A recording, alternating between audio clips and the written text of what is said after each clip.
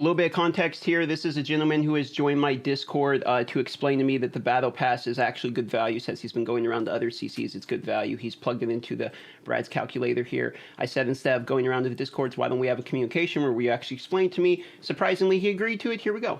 Yeah, I can hear you. Just as in the video. Perfect. All right. Hey, we did it. Okay, so first thing I want to say is you already know who I am, but you can call me Casey or DM or whatever you really prefer, man. And I thank you for coming on to discuss it for a few minutes with us. Yeah, sure. Happy to. Now, I know you're busy, so I'll try to keep it short. Are you okay with starting the recording now? Is this all fine with you? Yeah, sure. Of course. Go ahead. Okay, so we'll start the recording here. So this gentleman, what do you want me to call you? Tuntun, is that fine? Yes, Tuntun or Wesley is fine.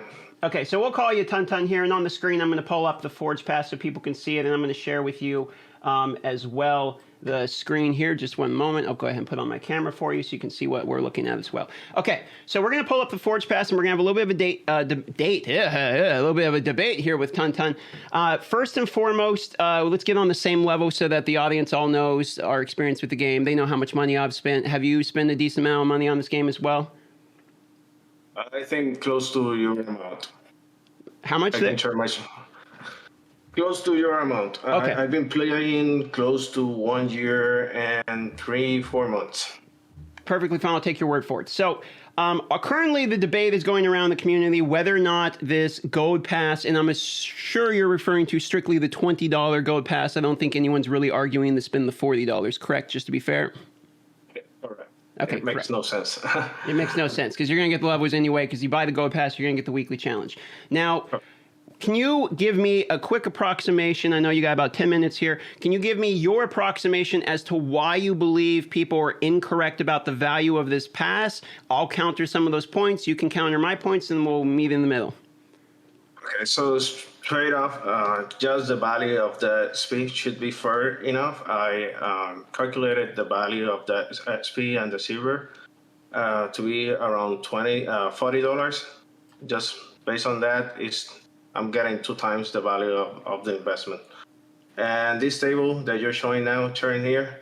Yep. This is from Chosen. I went ahead and made some additional changes because there were not all the resources there. So you can go ahead to Chosen's site and get this spreadsheet. And if you feel like the values that I enter for many of these resources are not adequate, you might put in what you feel is the expected value for you and calculate it based. This is the exercise I did for myself, and as you see here, I see that the value it is around 110. Okay. And the regular price value, I'm not seeing it quite clearly, but it should be around $300. So based on this table, the offer score is like 15 times the current value. So it seems like a great deal. So let me ask you this question then. If it looks like we're going to be sticking pretty close to the numbers as kind of your argument for this, correct? So your argument is basically the value is there, yes? Correct, yeah. But I think MTG Jedi and also talk about this, and other content creators were making the point that just at a technical level, just a fair value, it might sound like it's fair, like a fair offer. But in reality, many people really don't take into consideration the values of the brews and the glyphs, but I think every little thing counts. Would you be fair to say that since every single item on this list are RNG based, the value of these items could vary from all the way to, let's say, a high end to a low end of the value? Correct. And I have taken that into consideration and tried to create a mean value. Okay. So the value I input there is based on a mean value. So it's the average value that you would comfortably pay on average for each item, understanding that they are based upon RNG, correct? All right. So a legendary forge stone is worth $80. $80 legendary forge stones. Yeah, since we are getting 1,000 of those, yeah, probably around $1,000. Imagine that if we had access to a forging speed gear, probably it would be even more expensive than that. Okay. And then the reason I'm calling these ones, I'm just going to call it the highest price point because we have an approximate value and then we have a fair value. About $110 is the proven purchase price here, right?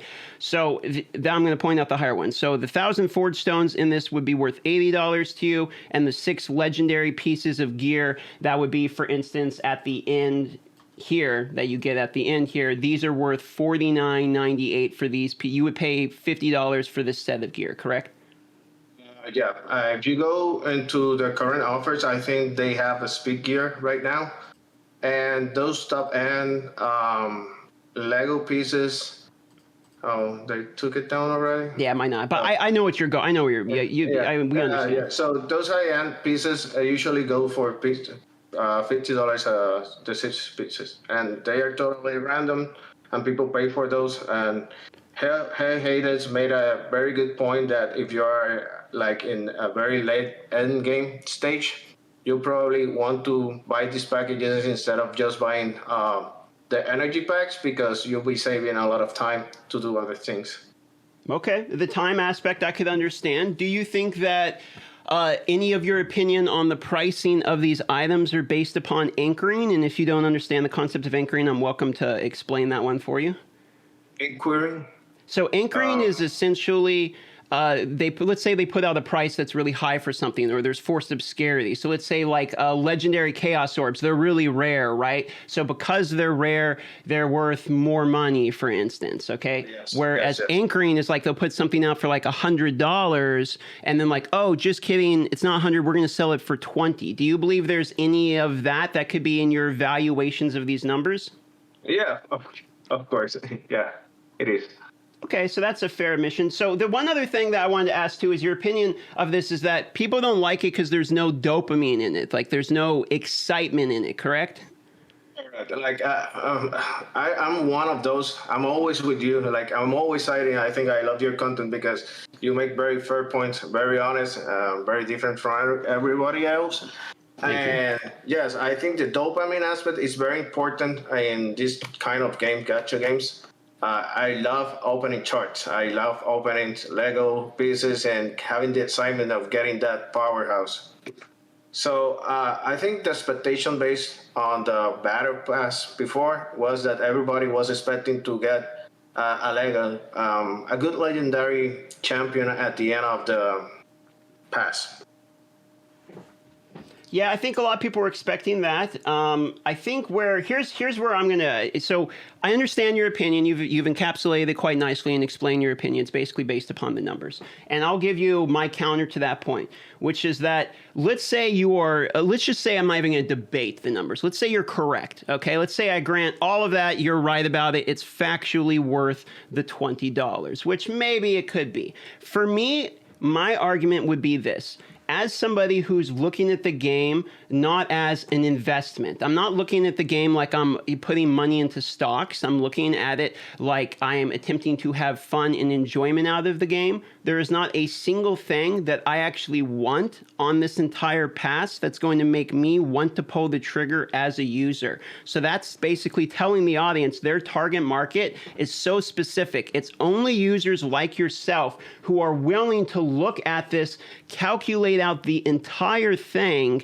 and then come to the conclusion it's worth over $100, or I think you even mentioned a number somewhere earlier higher that was in the multiple of hundreds of dollars, and they have to do all this work to be able to figure out that this is essentially a high value forged pass. For me, even if I don't debate, which to be fair, I don't think this is worth $100, but that's fine. We can disagree on that. It doesn't really matter. Looking at this as somebody who's looking to spend money on the game and who doesn't do it very often anymore, even if I did spend money continually on the game, I don't see anything in here that is going to help my account. Reason being, this gear has been pretty much discussed and proven that it's not really that great of gear. My TV's going off. She doesn't understand the points I'm making. The gear has been proven to not really be that great of gear. The piece of items that are actually in here are for those same gear sets. So I feel like a lot of the value is a little bit misrepresented because these cores that we're getting, these pieces for this pass, is for gear that we really don't even care about that much. Because this would be gear for more like higher end players, like you were saying. But then why would higher end players be using gear that doesn't mathematically make sense? And that's another good point. Like, to be fair, I like 90% of players haven't reached the end game yet. Like, most of the people haven't done hard tower, Doom Tower hard. So and maybe they haven't got that far into Fire Knight. So I don't think most of people are currently farming or have a steady stream of good savage gear or lethal gear. And I think for anyone that's starting off, it's a great opportunity to catch up fast. That said, I'm still looking for people or other content creators that are putting the exact numbers of the value, because for me, at least, lethal and savage sometimes are overkill on the number of the total damage they do in the arena. When I have the nukers able to do damage and kill the other team, is most of the time overkill. And when I lose, most of the time I'm losing because I get interrupted by Valkyrie or other champs that is able to interrupt the flow of the fight, and then they kill me. So having some additional speed might help me on those fights. Again, that's a point for end game, but I guess it has its space. It has its space. Okay, fair enough. So then the last question I'll ask you here is, well, I'll ask you two ones to end it, which is, what is the highest price you would be willing to pay for this pass? Whereas I think you said it was worth at least $40. The Chosen's purchase price here with the numbers that you've modified in there show 110. What's the number, the highest number you would be comfortable with this pass where you would still tell yourself you got a good deal?